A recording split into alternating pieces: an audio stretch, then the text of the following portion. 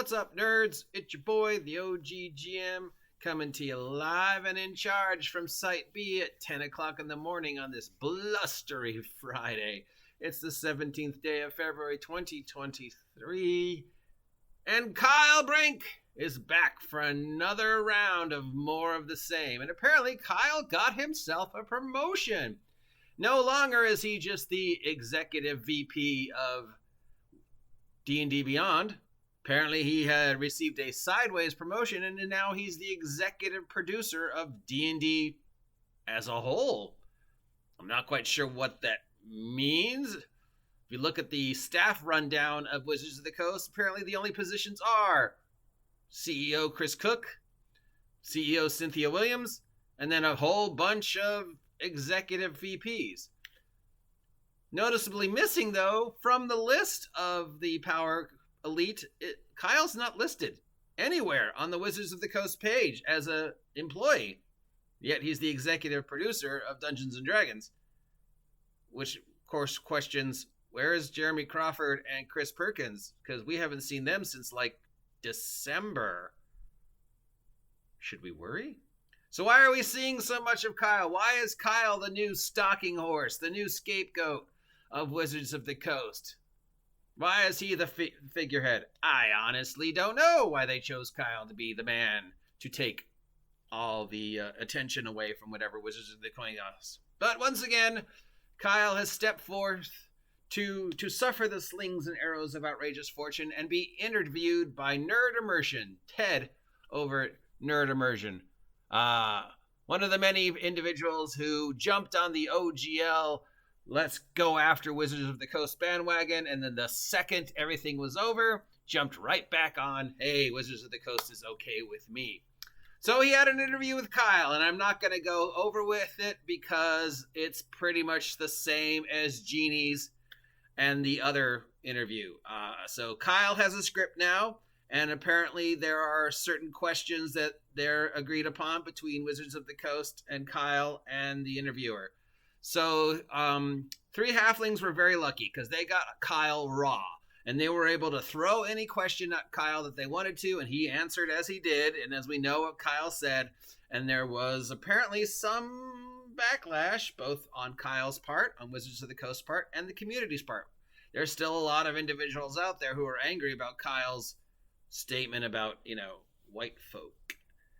But every interview since then has been very clear that Wizards of the Coast reached out to the interviewers. They are cherry picking who they want to interview Kyle. So far it's been, 3 individuals who are not people of color. And one individual who, is pretty much, Ginny D, the golden flower of the D&D community. So now we have Nerd Immersion, and Nerd Immersion is asking pretty much the exact same questions Ginny asked, and pretty much receiving the exact same answers. So there's no real reason to go over this again, because if you've heard Ginny's interview and her ability to take a 2-hour-long interview and cut it down to 20 minutes, which hats off to her, we don't really need to do this. So, Nerd Immersion, here's the questions. Who are you? What do you do? How long have you been with Wizards of the Coast? Why attempt to change the OGL now? Oh, well, we know because the world changed and we have competition and hateful content. Kyle's answers are exactly the same. Kyle is reading from a script now. Kyle is what we know being pandered. Kyle is what's known as, in industry terms, a stalking horse, a scapegoat. Kyle is padding his personal resume. Kyle is padding his personal how we perceive him. And Kyle is padding how we perceive Wizards of the Coast. If everything goes the way Wizards of the Coast wants it to, Kyle comes out as a hero. If things continue to go bad, they get to throw Kyle under the bus and say, oh, it all's Kyle's fault. Blame Kyle. And now Kyle has been spoken to, and he's no longer with Wizards of the Coast. Going forward, our new executive VP will not make the same mistakes as Kyle. And Kyle, I think, is smart enough to know this. I mean, especially after his interview with the halflings, and especially after the stuff that came out of his mouth in January. So, yes, Kyle is being handled. There is a script. There is a certain series of questions that they can and cannot answer, and each individual is trying to best fit in their own take on it and, come out as both, hey, I'm still supporting New Wizards of the Coast, but I'm also supporting you guys who stood with us during the whole January OGL thing. So yeah, Ted, Nerd Immersion pretty much followed the exact same script. Why change the OGL now? Because for the past 24 years, we didn't know other people were using it. Apparently we were too busy. Oh, other people are making money off of it. Oh, people are doing inappropriate things, hateful content. The same answers. Where was the OGL 1.1 initiative coming from? Kyle's answer, well, we'd been working on it for a long time. Are you no longer worried about the same issue that sparked OGL now that it's in Creative Commons? No, of course we're not worried, because Creative Commons is completely different, and now that it's out there, we can't change anything until we do. Are the OGL 1.0 considered irrevocable? Nope, we haven't said that yet. We have not said it. What about the crazers using OGL for 3E content, i.e. everybody who's not making 5E adjacent content, i.e. games like Mutants and Masterminds? They're still under the OGL 1.0. Well, we're looking into it. We don't want to jeopardize our copyrights. We don't want to put stuff out there. We don't want to have the 3-point stuff and the other OGL stuff, the non-5E stuff, the third-party stuff that has nothing to do with D&D. Again, Mutants and Masterminds, Eclipse Phase, games like that.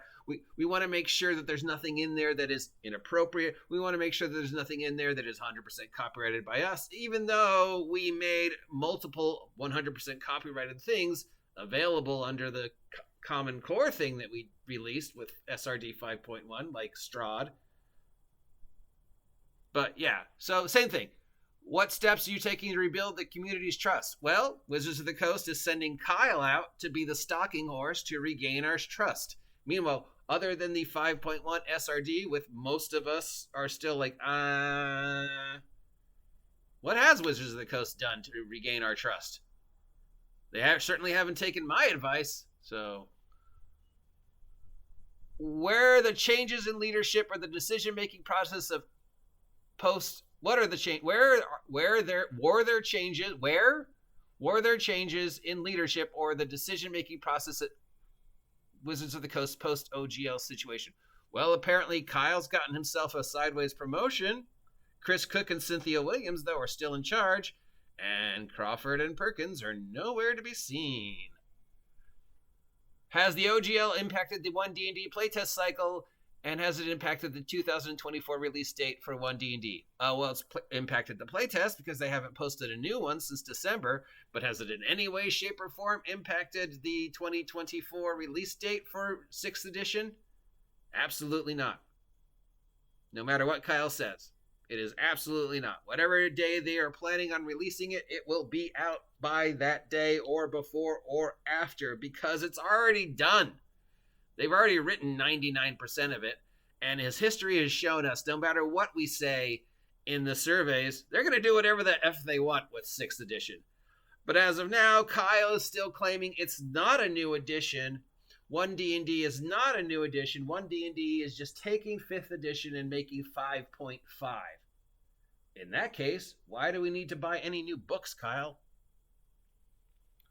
Will there be updates to the SRD, new spells, subclasses, etc.? Of course there will be, because either we have to make a new SRD for 1D&D, we have to make a new OGL for 1D&D, or we have to put 6th edition under the same place that it is right now for 5.1, which means if we change a class, or introduce a new class, we have to change the SRD to reflect that.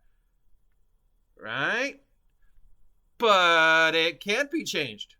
Well, we can add stuff, and if we can add stuff, we can change stuff. Does the change to Creative Commons impact 1D&D's backwards compatibility? Well, it's not backwards compatible. Anybody who's looked at it knows it's not. But no, Kyle says it's not. Why is Wizards of the Coast keeping things open in Creative Commons for 1D&D? Are they? They claim they are. But until we see it in black and white, we don't know for sure. Why? Because that's what they need to do to regain what little trust we still have for them. We're the good guys. We're making 6th edition available the same way we made 5.1. Maybe. There's been a focus on digital releases lately. How are you planning to incentivize local game stores? What? Oh no, we're totally supporting local game stores, right, Kyle? No, you're not. All you have to do is look at the numbers from Diamond and Alliance. All you have to do is look at how they're releasing this stuff for this year and know that the numbers are stacked against your small local game stores. So, yeah, Wizards of the Coast does not want to support you. We used to have more community-based D&D events. Is there a plan to return to those? What do you mean?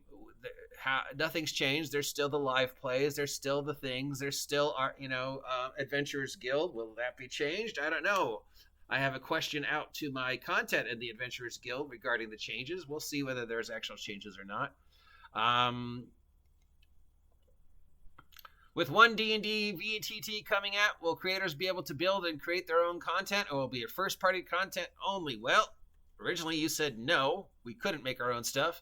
Now you're saying, well, if you want to pay the money, sure. Thoughts on the D&D Beyond Marketplace? Oh, no, we're not doing anything nobody else is doing, and it's cool stuff, so why shouldn't we have cool stuff? And if you want to, buy that super special flowy cosmetic to make your character look 5% more like they are in your man, we're totally behind that, especially since we're going to be charging you for it. What should Wizards of the Coast be doing in the D&D community? What should be its role? You have no role in the D&D community. Your role is to make product and make money and support that product. That's it. That's your role.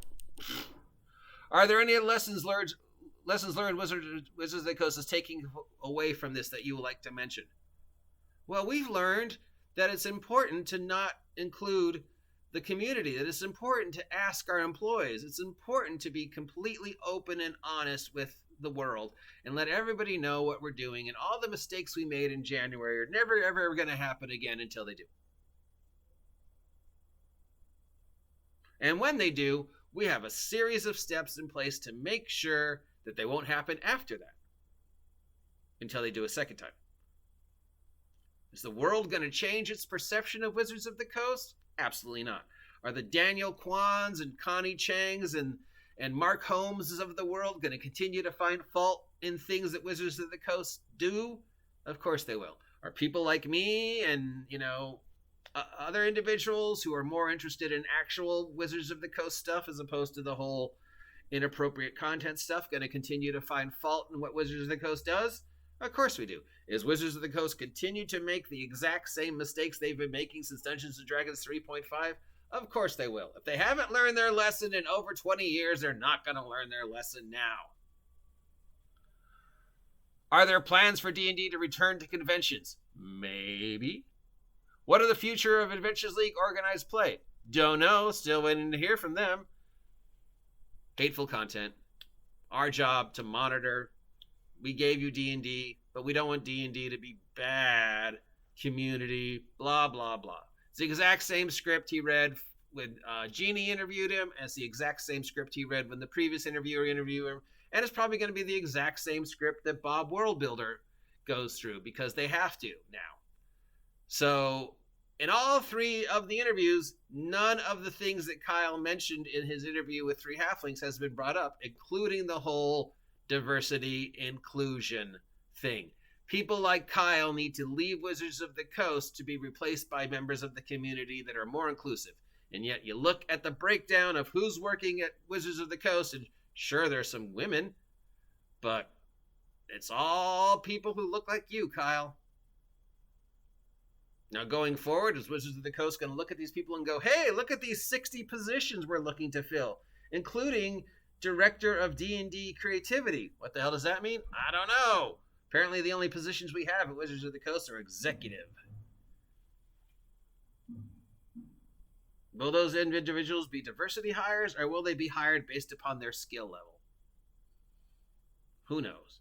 I mean, if we're looking at Wizards of the Coast now and saying, well, these individuals are best in place because of their skill levels, well, if Wizards of the Coast's goal is still to take D&D into the digital world, then yes, absolutely, the individuals currently in place are appropriate for that. Kyle, on the other hand, not so much. If D&D is going to change their, what they've been saying for the exact past several years and say, no, we've changed our mind, then no, none of the individuals currently in charge are appropriate. But we know from the blueprint for 2.0 blueprint for Hasbro's plans for Wizards of the Coast and Hasbro in general, where their main focus is for Dungeons and Dragons, it's still digital. We will know more about Wizards of the Coast and Hasbro's plans for the D&D future when the Q1 results come out and when the results of the movie are seen. And when Wizards of the Coast can make up their mind in regards to math, whether they did well or poorly at the end of Q4. We'll have more on that in another story, but that's following up on Kyle's latest interview. If you want to see the actual interview, there's a link down below. If you even care, it's more of the same. And the mystery as to who Kyle actually is still remains. The mystery as to where Jeremy and Chris and Greg are still remains. The mystery as to what exactly we can expect from 6th edition still remains. So we've got a lot of answers, and yet we have none. If you appreciate my ability to take a look at this and make nothing out of it, please consider liking, sharing, and subscribing and supporting me, because I just got a promotion to executive producer of the OGGM Adventures from my previous position. Yeah, promotions. Congratulations, Kyle. Until they throw you under the bus, buddy. And he knows.